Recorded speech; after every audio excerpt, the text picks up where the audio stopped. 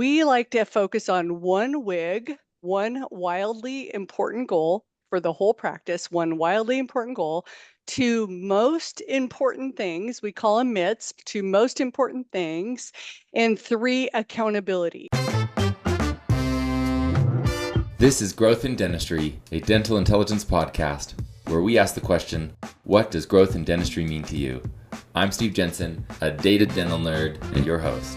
Welcome everyone back to another episode of the Growth in Dentistry podcast. I am super excited for today's conversation. It's a classic. It's one that I personally really enjoy. I'm a sucker for process improvement and operations and let's get down to the nitty gritty and really talk about how to improve things. So I'm super excited for our convo today. Before I jump in and introduce our guest, huge shout out to the marketing team at Dental Intelligence for sponsoring this podcast week after week. Could not do it without them. As a gift to listeners, they are offering a $50 gift card for doing a demo of Dental Intelligence. So 2 things. 1, if you're already a customer, but you don't use all of our products, like maybe you use analytics or maybe you use engagement or our insurance claims processing, if you go check out a demo of one of the additional products, they'll give you that gift card. Also, if you're a new customer and you are or a potential new customer, you've not checked them out in a while, the offer is there for you as well. So once again, $50 gift card just for checking them out. Definitely worth your time. Okay, without any further ado, I want to introduce you guys to Melinda Heryford. I have had her on this podcast before. This is a comeback episode, which I could just talk with her for hours and hours. We are good personal friends. She's a fellow endurance athlete. I love Melinda and the energy she brings to dentistry. From a professional standpoint, Melinda has been working in dentistry for over 30 years. She owns her consulting firm, Melinda Heryford Practice Management Consulting. You can find their website at practicemanagementconsulting.com. She's been doing it a long time, and she is a total process business improvement nerd. And she's worked with hundreds of dental practices to help them level up their business, improve profitability, help make it a better experience for your team members. And if you've not met her or interacted with her, you're going to love today's episode. So welcome, Melinda, to the podcast. Thank you.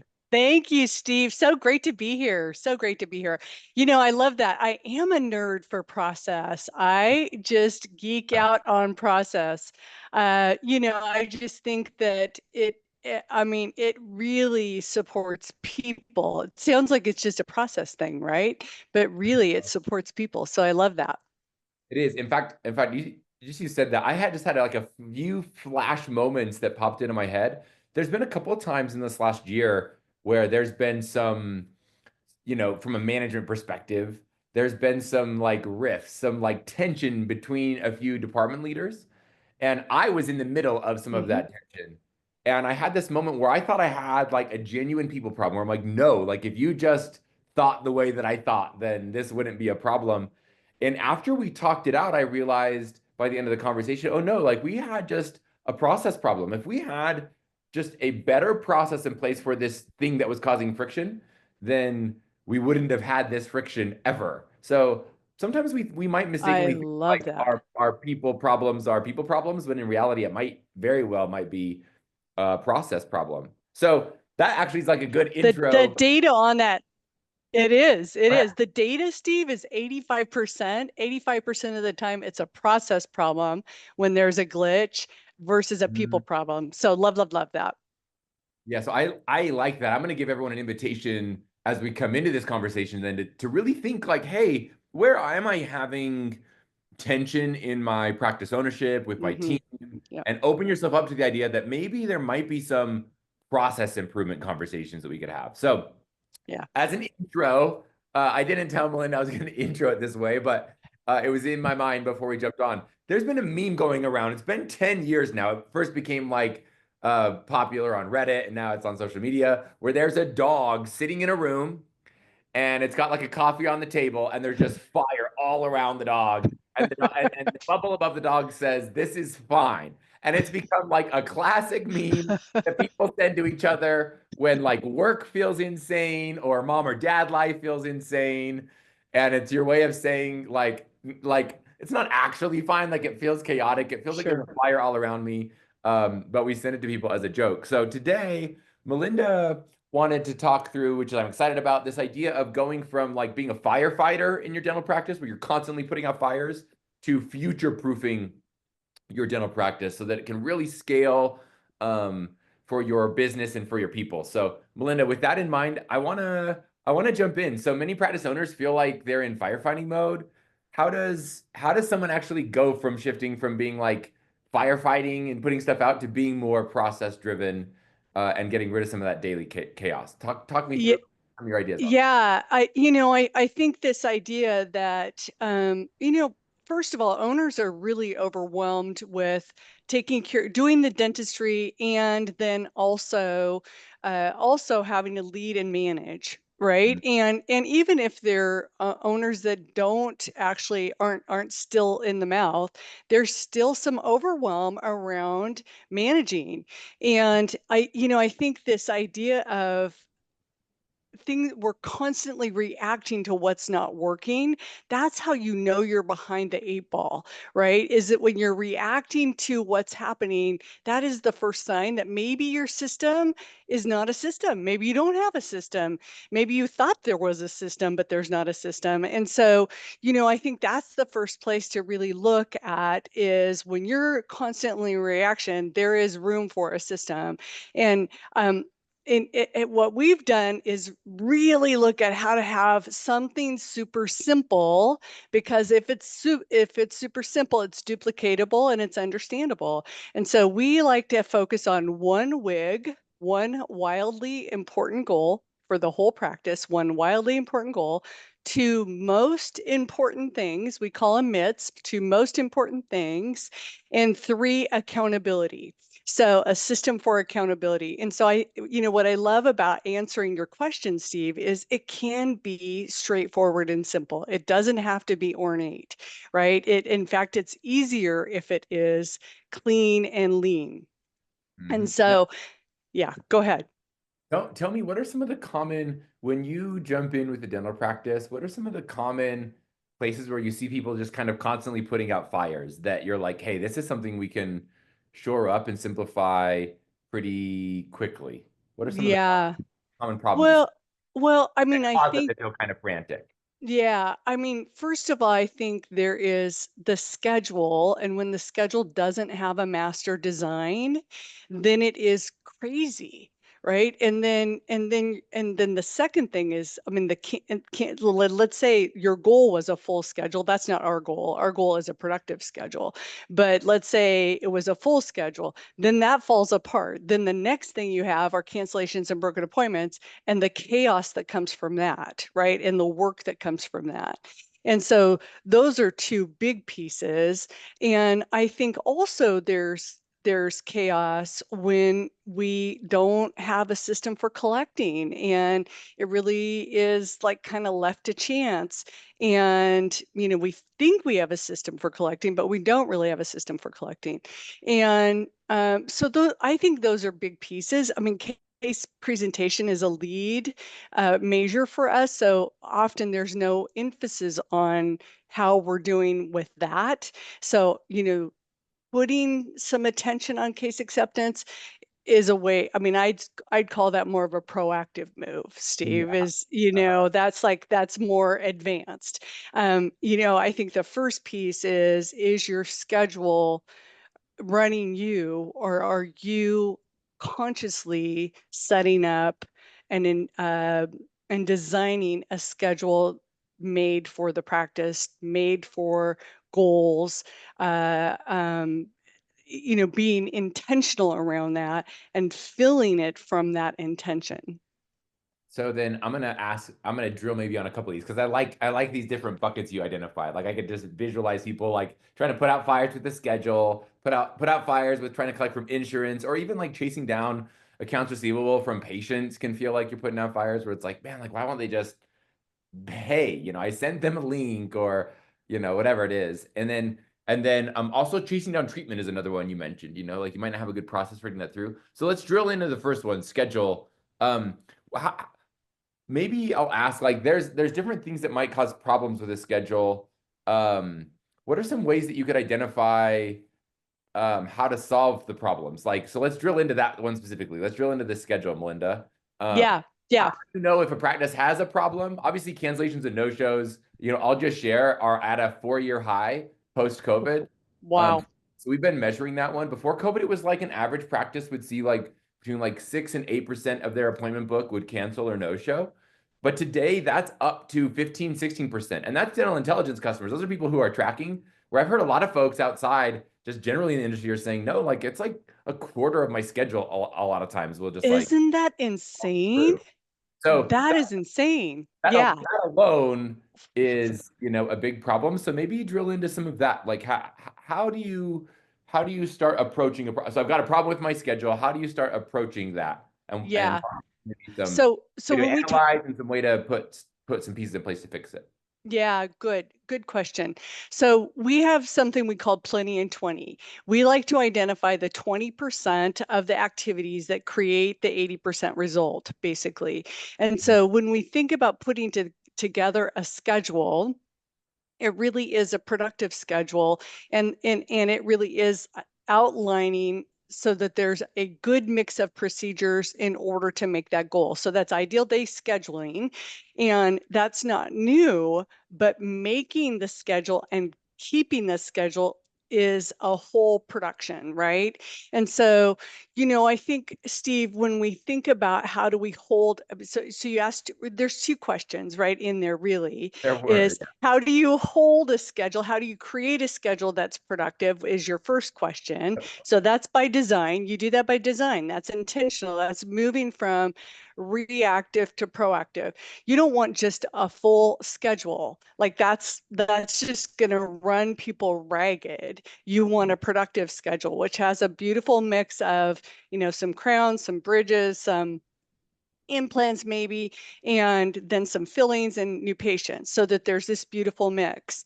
The second question is, how do we get people to hold in the schedule? That was your question, like how do we reduce it from 25% to back to the normal? And you're so right, it has been really hard to hold people in the schedule. And I think that's a bigger conversation, which is how do you actually engage a patient in saying authentically yes to the treatment.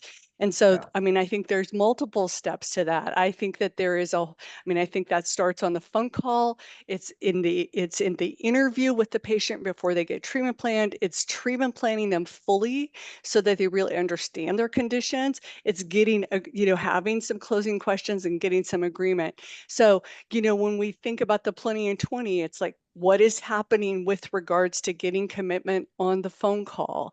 How do we thread that through to getting commitment when the doctor does an interview and then they do the treatment plan? To 3, getting commitment when we do the financial arrangement. So when we think about those 3 points, it's like we want to absolutely nail those to get a commitment from an involvement from the patient. Mhm. So talk me through, so on the schedule, let's say I do have an issue with cancellations and no-shows. Do you have any suggestions, like practical suggestions? Like how do I approach that? Should I start like double booking appointments to like try to make sure that I have enough Yeah. work to be done? Is that more of like a process thing where like I should look at maybe like my confirmation rate? Like am I getting patients to confirm their appointments? Maybe talk me through that problem a little bit, since it's such a common one. Yeah, that's beautiful. So, we have something that we call, I mean, you love data, I love data. We use dental intel with all of our clients, and part of that is so that each person, well, each department understands what is their one thing that they're working on, right? And what is their role in that one thing, so that it's like mean and lean and a focus point. People can't, Jim Collins talked about this in Good to Great. As human beings, we can't focus on, if our focus is greater than 3, we don't have a focus. That's Jim Collins, right? And so it's the same for our people. If they have a focus greater than for 3, they have no focus. So let's say cancellation was the focus, Steve. And if it's the focus, then what do they do on the phone call? How can they get a better agreement? even at chairside, how can a hygienist get a better commitment from the patient?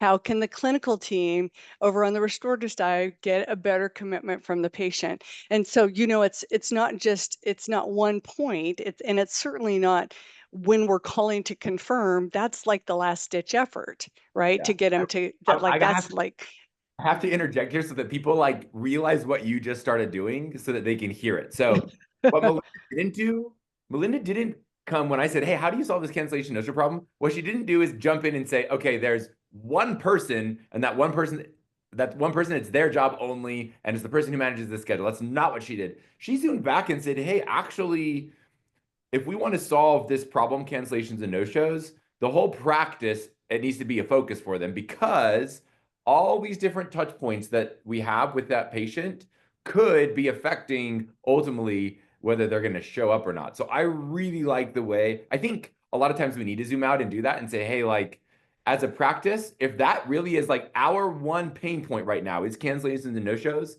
then maybe we need to make that our one thing. And then yeah. everyone starts to understand, okay, how am I going to be held accountable for my part in this cancellations and no-show problem, or, show rate? I want to make sure that we're getting most of our patients to actually show up for appointments. I just want to make sure everyone hears what you started to do there. Sorry. And now you're probably distracted. No, it's I good. want to keep jumping in, but I wanted people to like catch on to that because that's so important. Well, I mean, it doesn't start at we think it starts at the phone call, right? When they're canceling their appointment, like that's the last ditch effort, right? It really starts when we're engaging the patient in treatment, engaging them in their next recare appointment. It really starts, it starts there. And I like to think about it like breadcrumbs, like we're always throwing down breadcrumbs or picking up breadcrumbs from the patient in order to secure that commitment. And so it's on the phone call initially. It's in that interview with the patient, whether it's the first time we're talking about treatment or we're talking to them about treatment at their periodic exam. All of those places are. It's much more about engaging the patient in what's in it for them. And I think, Steve, I think this is partly an art. I really do. I think it really takes some masterful training to have every team member understand that's our number one objective. Our number one objective is to figure out what is in it for the patient and help glean that out from the patient so that they do want to do treatment, so they do want to be healthy, so they do want to come in on a regular basis for their cleaning. And we're not trying to, at the last minute, get them to hold. And now there are some dialogues, there are some scripts, there are some things to say. All of that makes a difference with the admin team, what they say when they book a patient, what they say when someone's trying to cancel short notice. But I feel like that part is a total team approach to ultimately getting the patient to agree authentically to that next appointment. Now let's talk maybe a little bit about press on some of the accountability measures. So yeah, we were talking, you kind of mentioned making sure towards the beginning that everyone has kind of their piece of accountability, as well as like some structure, like some, scorecard or dashboard that's like, this is our focus. And I immediately, as a company, Dental Intelligence, that's something that we do. We typically will have somewhere between like three, sometimes we have, maybe you need to tell us not to this. Sometimes we'll have as many as like 5 quarterly goals, but it's always like one big metric where like the things that, we might be focusing on a company are things like, revenue, which is similar to a dental practice, retention, similar to a dental practice. Like you want to keep your patients. We'll focus on like customer satisfaction scores, so like a CSAT score or a time to response in support, like making sure we're timely, or what are some of the other goals? Employee engagement scores. We do like quarterly surveying with our own employees to just see like, hey, like, are we good. Are folks enjoying working here more now than they did 6 months ago? We hope so. We hope we're always getting better, or not, and then we need to reroute. So those are the kind of things that come up on our scorecards. Can you talk through kind of how a dental practice might think about coming up with their You bet. own, like, You dental bet.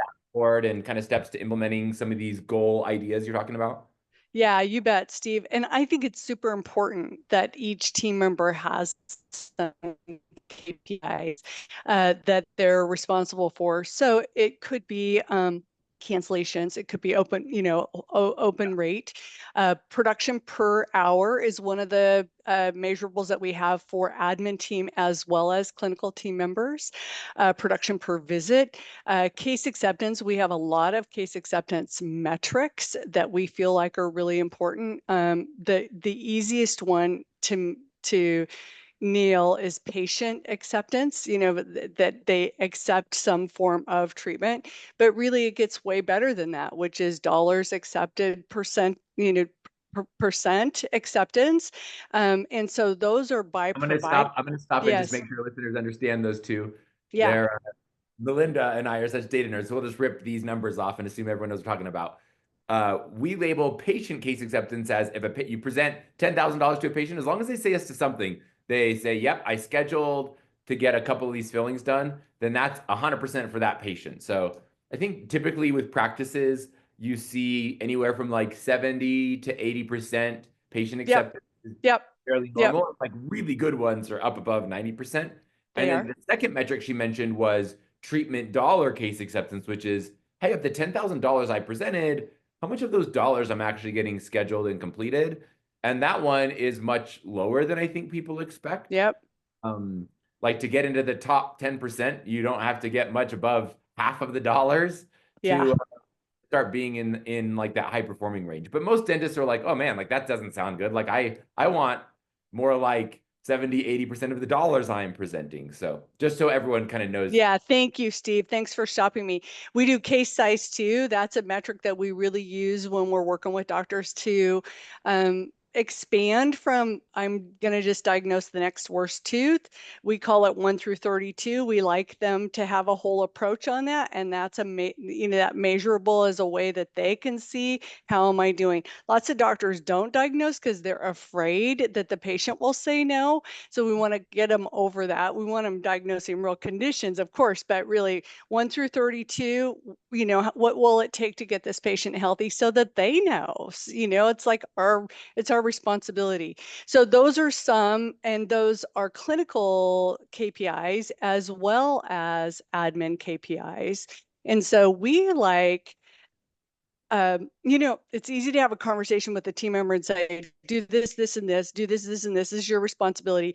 But when you think about patient care, there's so many touch points, every single patient, there's more than 100 touch points.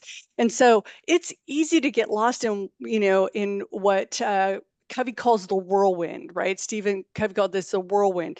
It's the whirlwind of patient care is hundreds and hundreds of steps. That's why we want 1 to 3 KPIs, things that each team member is responsible to look at with each patient. And then there's a way to measure that. And so this is really the part of dental intel that I love, love, love, love, because it's made it so much easier for us to coach a team member on what is important and how do they know that they're doing it, because otherwise it's like everybody's works hard, right? But we all work hard, but then when I have to look at it weekly, so we like them to look at their KPIs weekly. So we have a dental dashboards system, we call it DDS, dental dashboard system. Each team member has some trackables. They're either on or off. And each week they have a powwow. The whole team, they look at what's on and off. They pick one thing that's off so that they could take that into the next week in order to pay attention to that, to increase their effectiveness around that one thing. That's sweet. So weekly, each team member is looking at their goal, and they do that kind of collaboratively as a group. They And do. how often do you suggest, whether it's the practice owner or an office manager that's overseeing the team, how often do you suggest they have more of like a one-on-one conversation with team members about their goals? Is that more like a quarterly thing? Yeah, that's great. Well, we've dialed it in a lot of different ways. We used to call it a one-on-one. Now we call it a quarterly connect, which is now it's fashionable on EOS. I mean, I've done it for years, but it really is an EOS system now. And it's hard to have a legitimate conversation more more free, we like it to be every 6 weeks, but quarterly is good. Quarterly works, and it's a developmental conversation, Steve. So it really is this, like, what are they struggling with regards to the dental dashboard system? Not what, not overall, but what do they need to get better at, improve, focus on? There is this crazy misnomer that a boss says, I had a conversation, so I'm sure that person's going to follow through. Well, no, people don't follow through. You have to have some sort of accountability system. So that's why we love the dental dashboard system, because it's a way for people to come back to, oh, okay, yeah, I forgot about that. This is what I'm going to do. And then they can come back to the system. And so that's the proactive approach, is that there is some system to come back to. They see what they dropped out, and then they can go back in and put that in. So it's a consciousness around, okay, good. Okay, I have this, and this is what I'm going to focus on. So I just love that shift from being reactive to proactive, and the data is in, the information's in the system. Yeah, I like the shift too, because it's my perception that a lot of folks in dentistry, unfortunately, this is like a high, dentist is like a high suicide profession. There's Yeah. like a lot Yeah. of like reasons for that. But one of the things that I perceive is, I think a lot of folks can get on this hamster wheel. They feel like they're just doing the same thing every Yeah. day, over and over and over again. They're Yeah. not sure how to articulate the impact that they're having or how they're improving a business. And one of the things that is so good with having a system like this in place is that it really allows people, gives them the freedom to talk about their impact in a much more measurable way. So instead of like Yeah. having conversations that feel like overly subjective, where it's like, no, like I feel like I'm doing a really good job. Yeah. Like, I answer the phones, I smile at the patients, I do what you tell me to do as my boss. You can start to have a conversation where, for example, a hygienist can say, hey, like, I know I'm crushing over 90% of my patients reschedule for their next appointment, which means I'm like really giving them a good experience. And when I present periodontal, treatment, I have over 50% acceptance, which is in, the top whatever percent of hygienists. So you can start to have these conversations as a team member where you're like, no, like I know how I'm impacting the business from a measurable standpoint. And that just gives people this new sense of confidence that you didn't have before. It also gives you a feeling of momentum. Like one of the things that Mm-hmm. I really enjoy about having goals and measurement is that like I know if I'm progressing or not, Yeah. like it gives me just something to tie that movement towards that can give you like this month to month boost or quarter to quarter boost where it's like, yeah, hey, like we set this goal and we got it and we know why and we're able to move into this next quarter. And anyway, I'm a huge fan for that reason. I think just psychologically and like the experience as a team member is up leveled when you can point to a goal that you hit. 100%, 100%. And I think it's a transition, right? Because in dentistry, we, always it was always about, I'm friendly, a feeling. I'm friendly and I work hard. I'm friendly and I work hard. And Are good people, by the way. I like friendly people. I I like know. people that work hard. Friendly is good. Friendly is good. We'll keep the friendly, right? But the piece of this is like, okay, well, how does that show up in our reviews? And how does that show, like, where is that showing up?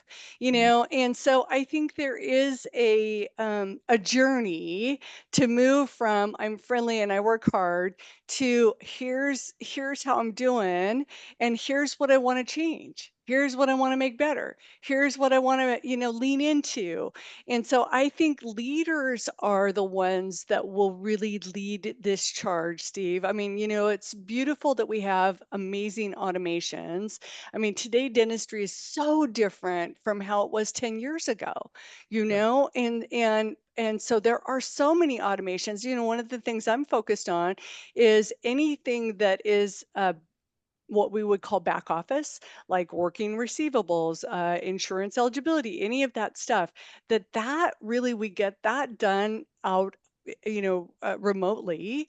And when that's done, then uh, that allows the team that's there on the line to really focus much more clearly on this patient, this treatment, this care, this, keeping them in the system, all of that, right? So they don't have, it kind of clears the decks so that they can really focus on that. What is it going to take for this patient to be in agreement?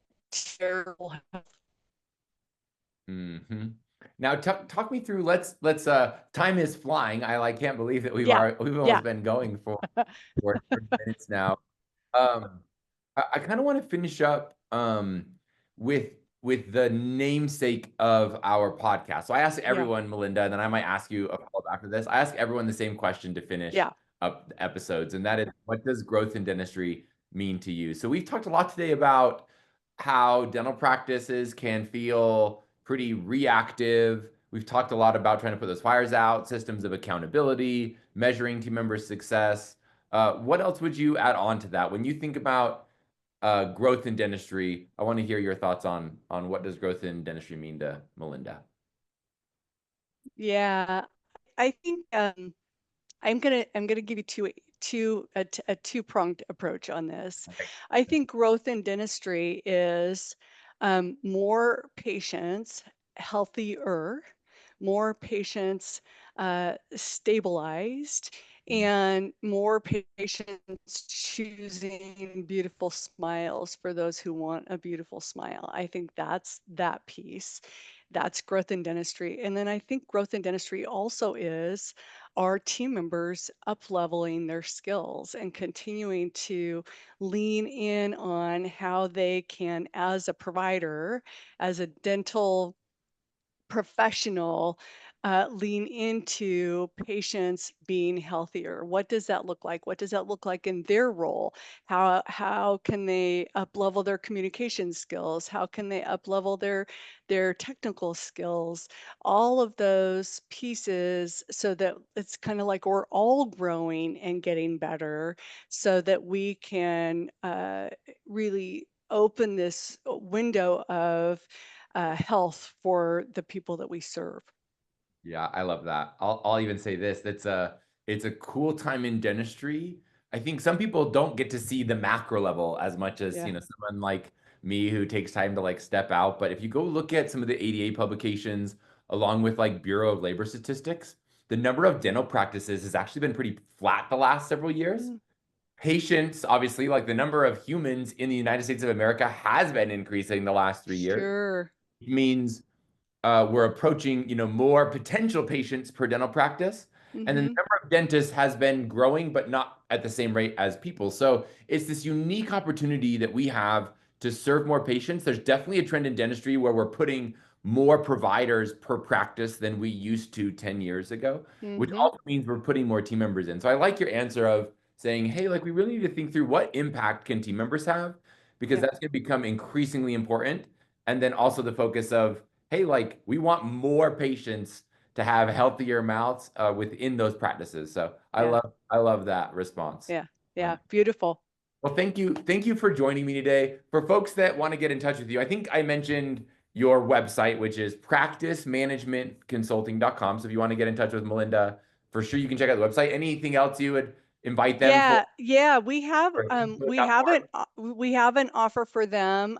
They just have to just go to our they can just email me at melinda@melindahereford.com for our Switch It to Solve It tool, which actually allows them to get paid when the patient has their service, so that there is no accounts receivable. So we like them to have no accounts receivable, so that that time can be freed up to be with patients and to support them in saying yes to care. So they can just email me and we'll send them that tool. Okay, that's sweet. There, especially since I don't know if folks know, but the accounts receivable is one of the biggest issues right now facing practices. That's also been on the rise. Average practice used to collect all the dollars, insurance and patients in like 25 to 30 days, and now we're up over 40 days, 45 days actually. Wow. So Wow. it's been going up. So Wow. Okay. Well, see, they need a time for you. system. a system's needed. Yes, definitely. Thank you again, Melinda, for joining me. You're welcome. Thank you to all the listeners, as always, for joining. This has been another episode of the Growth in Dentistry podcast. My name is Steve Jensen, your host, and fellow data nerd. Keep growing.